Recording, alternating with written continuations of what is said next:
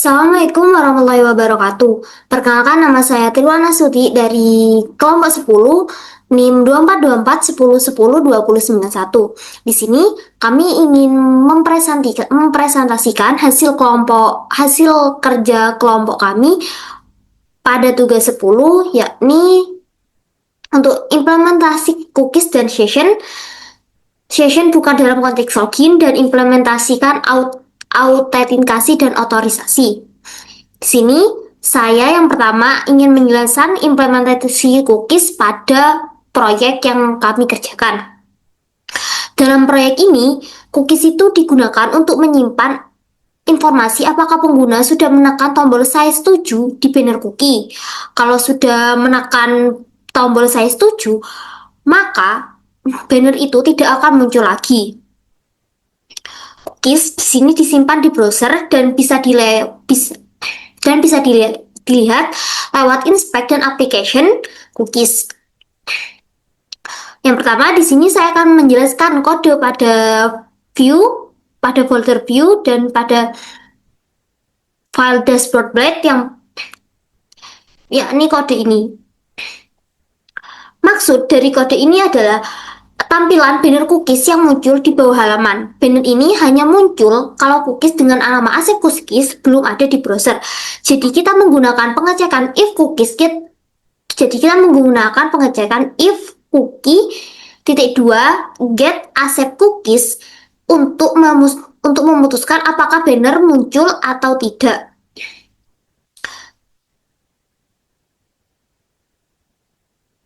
Selanjutnya di bagian sini, ini merupakan JS untuk mengirimkan permintaan post ke root asep cookies.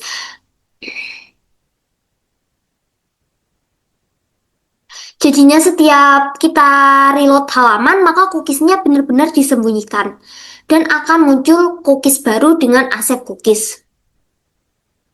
Selanjutnya di sini juga terdapat root cookies, di mana ini mendefinisikan root post asep cookies untuk mengarah ke cookie controller. Jadi ketika tombol pada JavaScript tadi itu mengarahnya itu menggunakan kode ini. Selanjutnya di sini pada bagian app HTTP cookie controller ini berfungsi untuk menyimpan cookies baru bernama asep cookies dengan durasi 30 hari. Kita menggunakan cookies QUI ini bertujuan untuk langsung dikirim ke browser bersama responnya. Selanjutnya akan dilanjutkan oleh rekan saya. Terima kasih.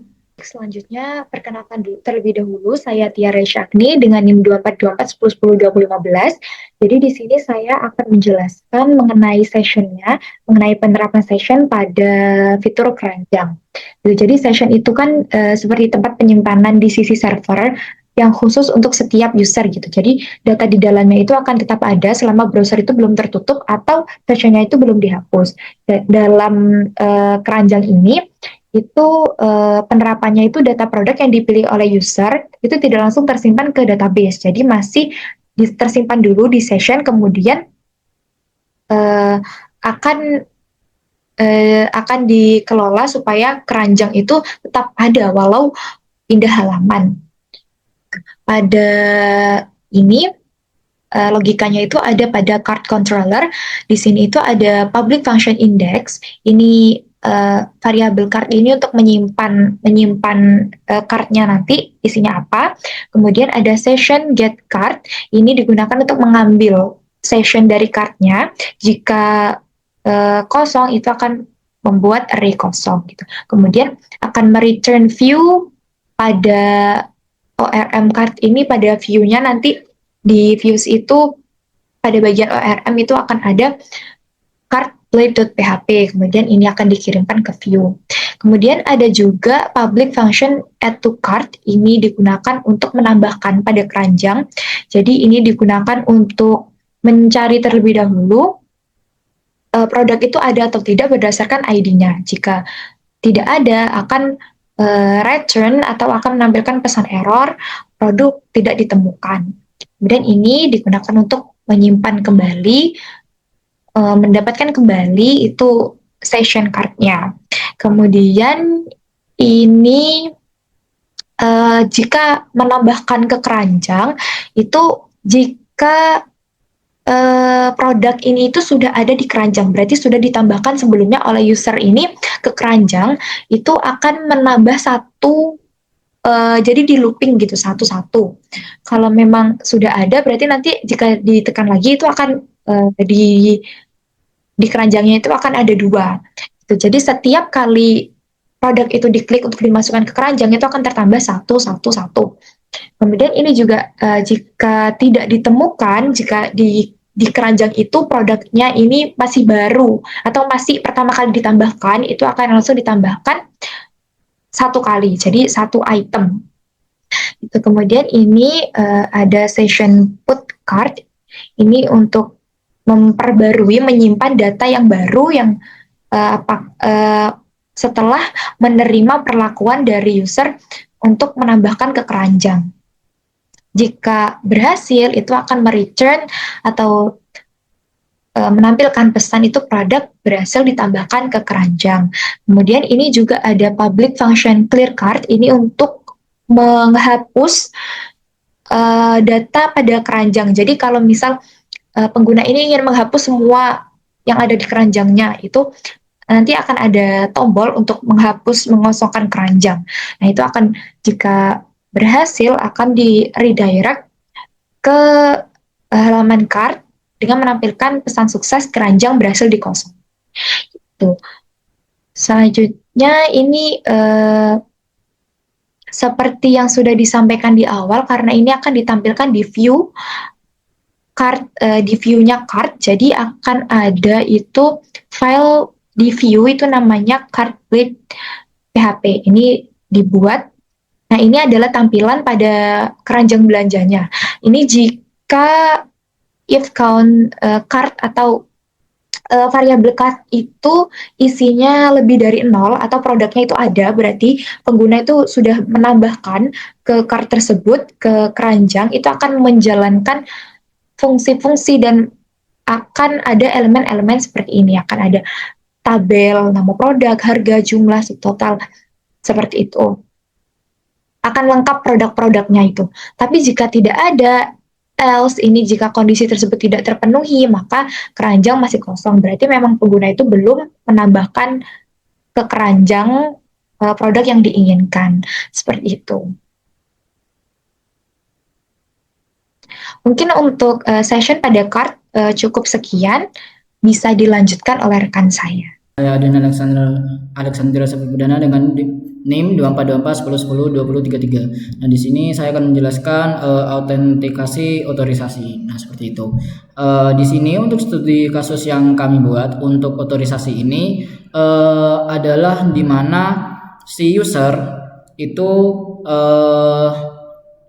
apakah bisa melakukan manajemen produk yang sudah kami buat. Nah, yang pasti untuk user ini hanya dapat membuat seperti keranjang yang dimana dari produk-produk tersebut, lalu dari produk-produk tersebut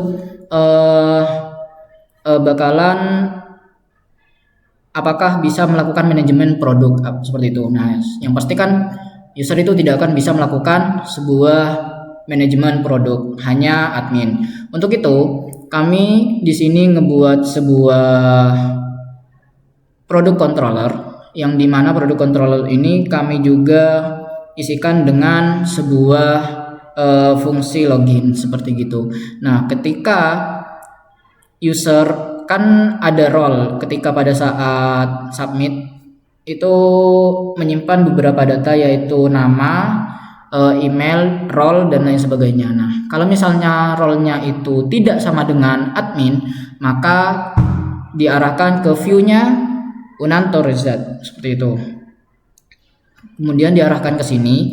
Nah, di sini ini bakalan aksesnya tuh ditolak kalau misalnya kita melakukan klik pada fitur yang untuk manajemen produk seperti itu. Kemudian di sini bakalan diarahkan ke sini seperti itu. Mungkin bisa saya contohkan saja dari sebelum-sebelumnya juga, yang dimana itu kita melakukan login terlebih dahulu. Misalnya dari loginnya ini menggunakan admin terlebih dahulu, yaitu admin@example.com. Kemudian passwordnya itu 6543221. Nah, ketika dia login, dia diarahkan langsung ke arah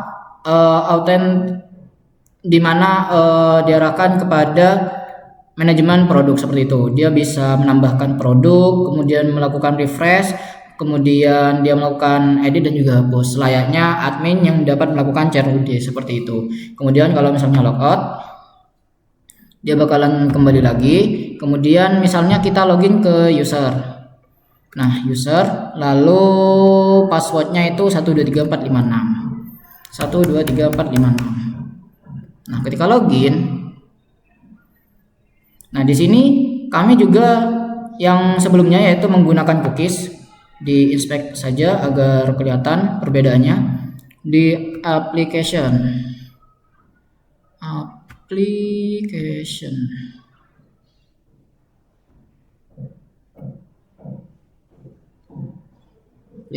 kemudian di sini kan masih belum ada ya.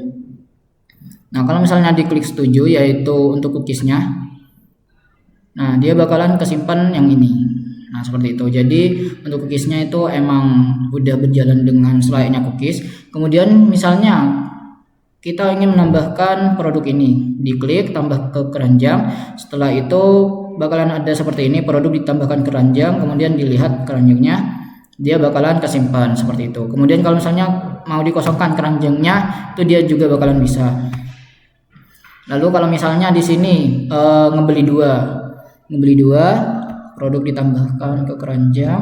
Oke, ini udah ke klik 2 yang dimana kebeli 2. Di sini kita juga menggunakan logika, yaitu jumlahnya 2, kemudian subtotalnya dan juga totalnya seperti itu.